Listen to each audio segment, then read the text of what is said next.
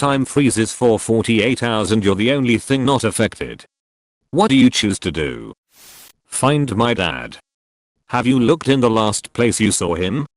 Have a 47-hour staring contest with a baby in a park before realizing what was happening. Crime. So much crime. Procrastinate. Probs. Haha, most realistic answer. It would be like having 2 hours before bedtime to watch a movie and spending most of the 2 hours adding movies to your watch list. Get beaten up by a 4D time cop. Time police motherfucker. Stop. Breaking. The. Space. Time. Continue. About a half hour of not realizing. 47.5 hours of existential crisis, followed by years of therapy.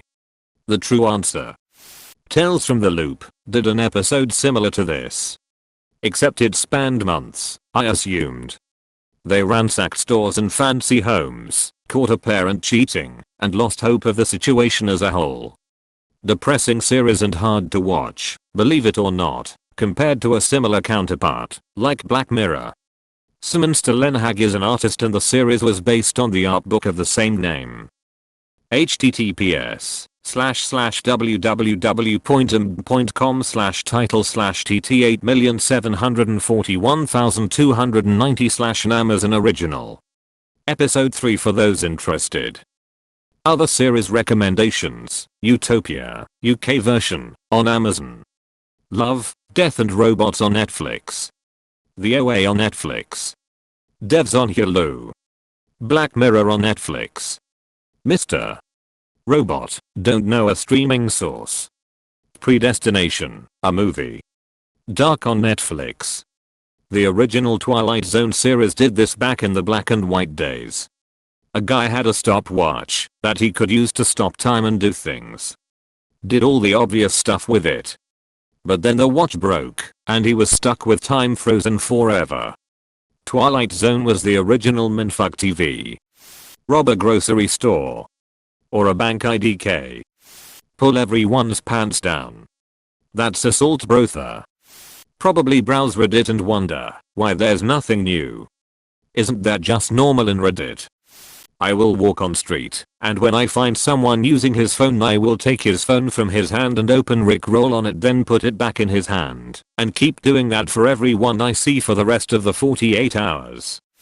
Drink some sleepy time tea and enjoy some good sleep. On the other hand, I used to fantasize about having a large wad of cash, so maybe I'll first go out and go do some grocery shopping.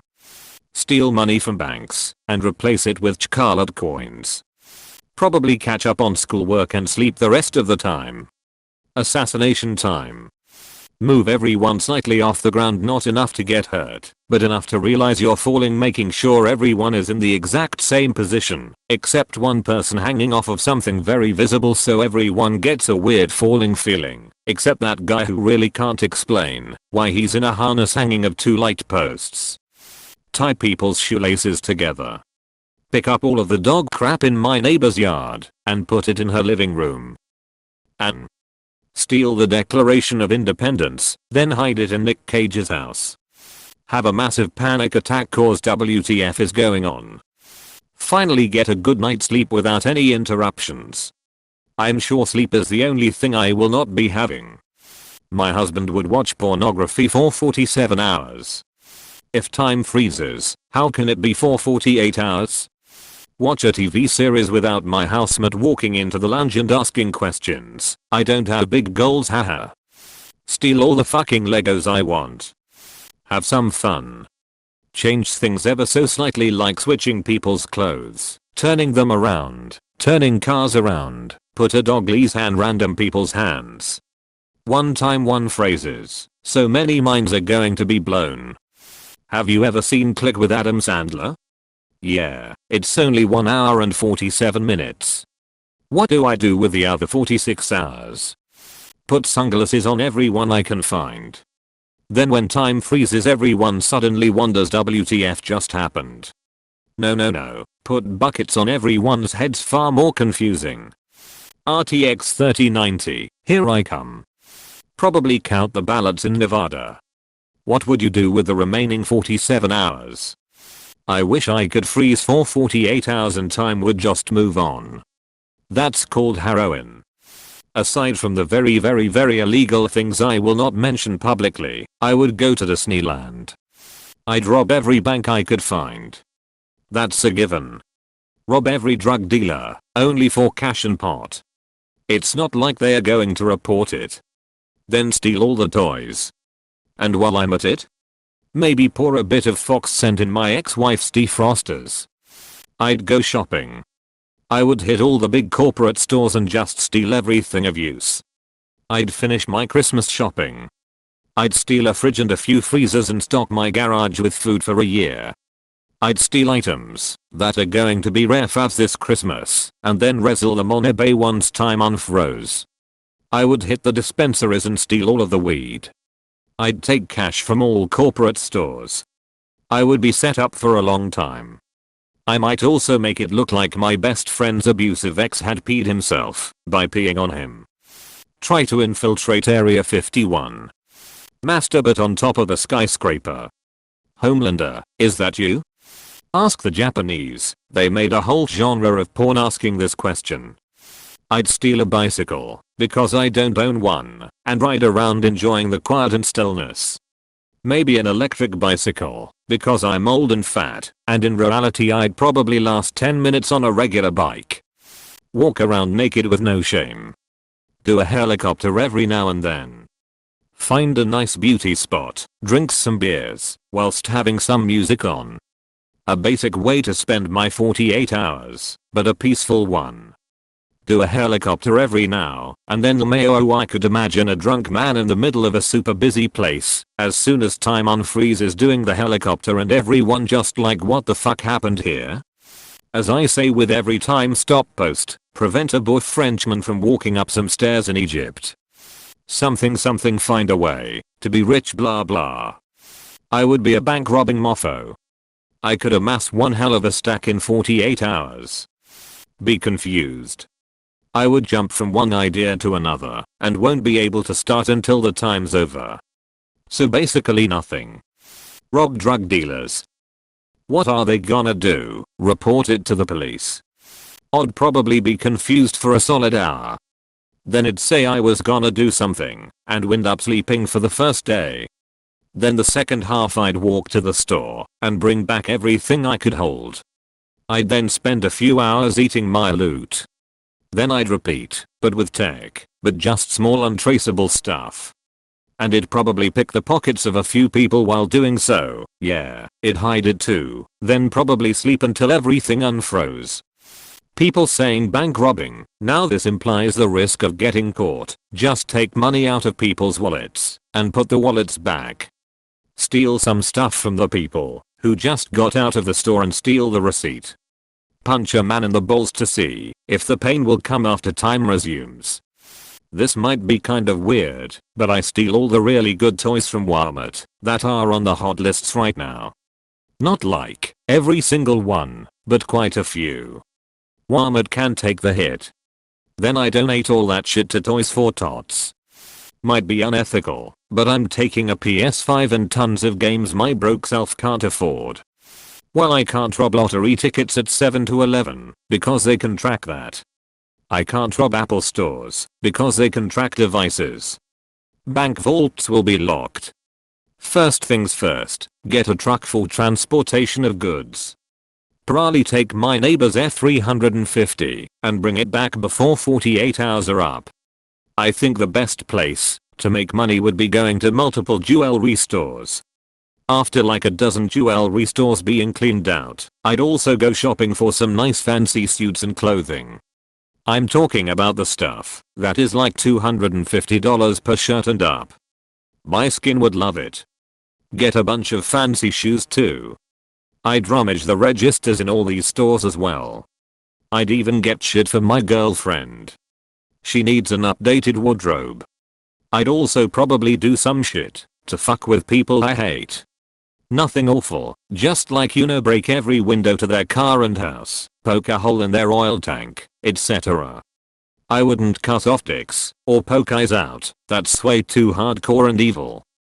Edit: if the world being frozen means I can't drive, because cars wouldn't work, it would become a lot more difficult. In that case, I'd take a wheelbarrow, fill it with garbage bags, and walk with it to the closest stores I can find that have valuable stuff. I'd take everything of value and move it to an unsuspicious location. Fill the bags and just leave them there while I go to collect more. Once time is no longer frozen, I'd be somewhat far from the crime scenes. No one would be able to report me for anything. The loot would be in black garbage bags so no one could see I have all this merchandise. I'd tell my girlfriend to rent a U-Haul and get all the loot moved to my home. Find every winning scratch-off lottery ticket. The answers here are a lot more PG than I was expecting. Edit: people are taking this comment way too seriously. Oh, we all have those R-rated thoughts, but nobody wants to admit to it. Tough to do much with broken arms and your mom frozen. Some are saying to rob banks. Nah, this isn't the good option. It has too much possibility of being caught in a variety of ways. First thing I do, get in my car and drive somewhere 10 hours away from me. I then start going around to jewelry shops and I start taking the precious metals. Mostly ignore the gemstones, those have lesser value on the resale, and also have the possibility of getting tracked. Gemstone chemical signatures and such are tracked to some extent for this reason. I spend the bulk of the next 20 hours or so just loading up on gold/silver/etc. before driving back towards my hometown. Somewhere 2 hours away from home, probably on the opposite side of where I did my thefts, I go to a spot in the middle of nowhere, and I dig a hole in the ground in some very out of the way spot, and I bury the metals there. I then head home, and at that point I should have a few hours left. More preparation is needed. The moment that time resumes, I go to my car, and I head out into town to my various usual shops. The Starbucks, the Subway, the grocery store, the hardware store, etc. And I make it a point to chat with the people there. Maybe I hit on some of the employees while dying inside. That's not really something I do, just to make it a little more memorable in their minds. Pay for everything using my credit cards. Stop by my bank and do something, like buying more checks or something. The whole point of all of this is that if I left any DNA or anything behind, or somehow there was other indication that I was there, I have this alibi. Sure, you might have my DNA at the scene of the crime or crimes, but how do you explain that I provably was in my hometown 10 hours away from the crimes? I definitely don't have a twin. Either way, after a year or two, even if there's no sign that they are onto me, I go and pick up the metals. From that point I set up a little home forge. They are pretty easy to make for $200 using random materials. From that, I melt all the metals down, and I cast them as artistic sculptures. Little things like a pound or so. Then from this over time, I drive around and go to pawn shops wanting to sell my art. Inevitably they won't give a shit about the artistic value of these things, but will likely pay for them in terms of it's a £1 solid gold statue. I'll pay for the £1 of gold. And slowly but surely I convert all these things into cash. Never visit the same pawn shop twice. As far as the cash is concerned, basically just start paying for everything in cash, though I don't go only with my ill-gotten cash. Withdrawn money from my bank account now and then, and when I'm paying for things, go 50/50 between the dirty money and the real money. Either way, I hide the sudden existence of the money by spending it slowly over time, effectively reducing my expenses. In this way my bank accounts have no real visible difference in behavior other than I appear to be living a bit more frugally. It wouldn't be enough to trigger any audits, so I should be good. In the end, the reason I end up being able to buy something flashy is because it looks like I saved up money over time, and I did, if only because the dirty money helped me reduce my visible expenses.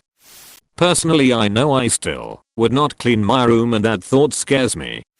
I'd steal so much. I wouldn't steal a lot, just something people assumed was too well guarded to be stolen, and carefully leave a calling card. World's greatest thief, with basically zero effort,